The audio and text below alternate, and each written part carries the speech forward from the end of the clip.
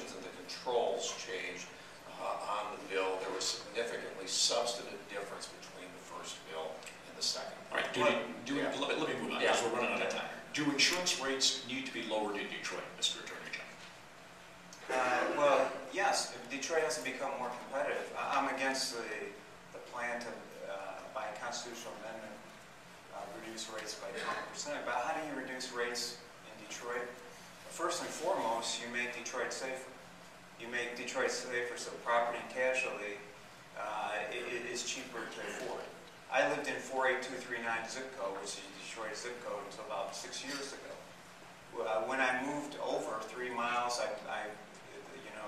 actuarially, it was a much cheaper place to live insurance-wise. There was less car thefts, less crime, period. So we have to reduce crime in Detroit. Secondly, I would be open to an idea that C.P. Coolidge here, an idea that he and Virgil Smith worked on, the PIP idea. To provide consumers with some more options to help them control costs. And I think that would be another way to reduce costs in Detroit and other distressed urban communities. Mr. Hoekstra. What you're dealing with at that point is we've got to bring Detroit back. And this is a symptom of the problem in Detroit, and just by dealing with insurance rates or mandating insurance rates or these types of things is not going to fix the problem. We've got to come up with an economic growth plan that provides some type of opportunity for Detroit to come back so that you actually have economic development going on in Detroit, that you actually then start having the resources that provide the public safety, which is an influencer on insurance rates.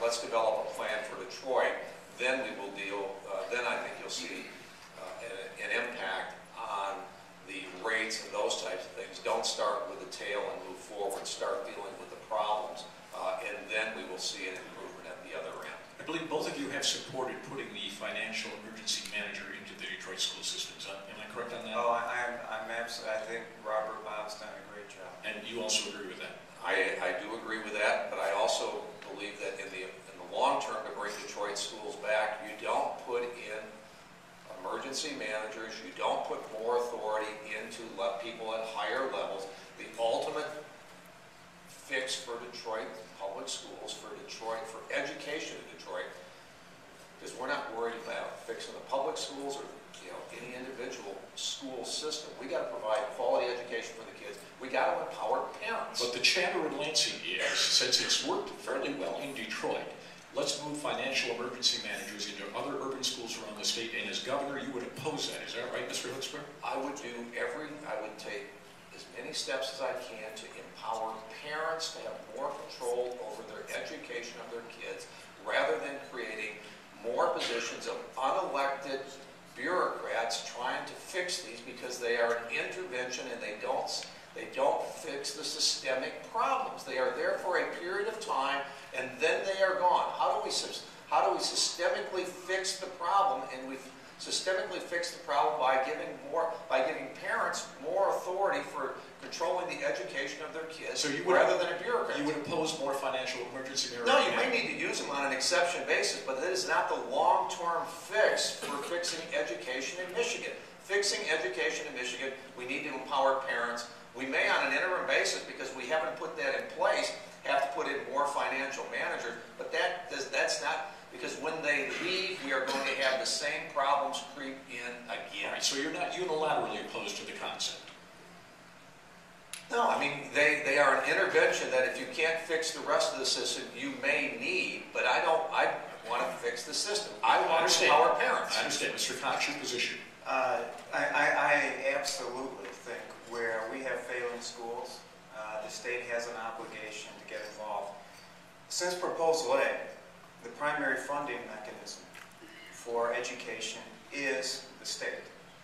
And as a 13-year prosecutor in Detroit, I saw the outcomes of a horrible education system.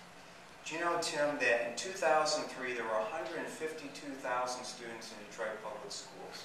There are now 82 and probably less than that. Those 82,000 kids, their parents couldn't vote with their feet and go somewhere else.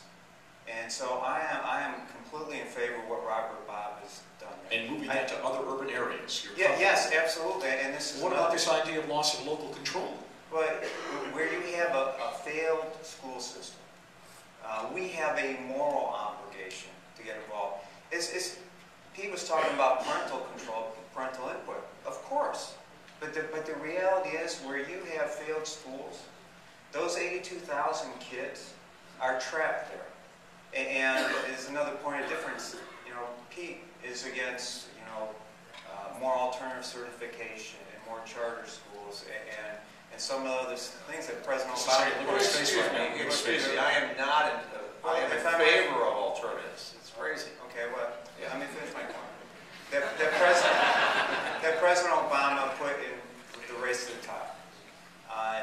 Pete called it a mandate, unfunded mandate. Well, the reality is my school system, Livonia Public Schools, or Pete's in West Ottawa, don't have to participate. But Obama, and rightfully so, in order to help move school choice and school quality ahead, said, you know, with race to the top, if the schools that participate, if they want the money, they have to perform. And there has to be teacher peer review. There has to be alternative ways for folks to become alternative teachers. By that I mean, if there's a laid-off engineer or a 22-year engineer at Ford Motor Company, can't he go teach 8th grade math and science? I expect he probably can and do a pretty good job at it. So we have a different view, and it's shaped by my years working in a big city where I saw a big city school system fail the children. Why? Absolutely. I mean, because this is really just a twisting of my views. Absolutely. I am totally opposed to President Obama or President Bush telling Michigan, telling Grand Rapids, telling Detroit or Holland, Michigan, how to run our schools. I was one of 41 people that voted against No Child Left Behind because I believe in state, local, and parental control on education. And so now when Obama comes back with son of No Child Left Behind, which is called Race to the Top, my answer is hell no. These are my schools, this is my state, and I'm not going to let President Obama use our money to bribe our schools to do what Michigan should do on its own. So and now the president's got another pile of money which he's going to use to create national education standards being dictated out of Washington. And sure, it's voluntary, but what the federal government is going to do and say, hey, Michigan, you want $500 million? Put in high standards. And oh, by the way, the high standards are the standards that President Obama defines, and it'll be standards in science, math, history, and all of these types of things. You would have vetoed the race to the top legislation, which this current governor signed. Yes, because I believe, because two things. Number one, education is a state and local issue. The guys in the Department of Education, they can't even find West Ottawa schools on the map. All right?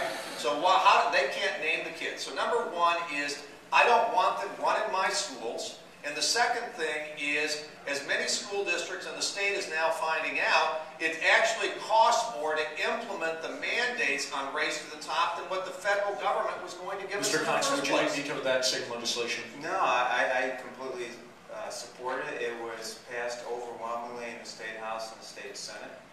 In fact, the West Michigan Senator Wayne Kuipers was part of the design of it. Who's from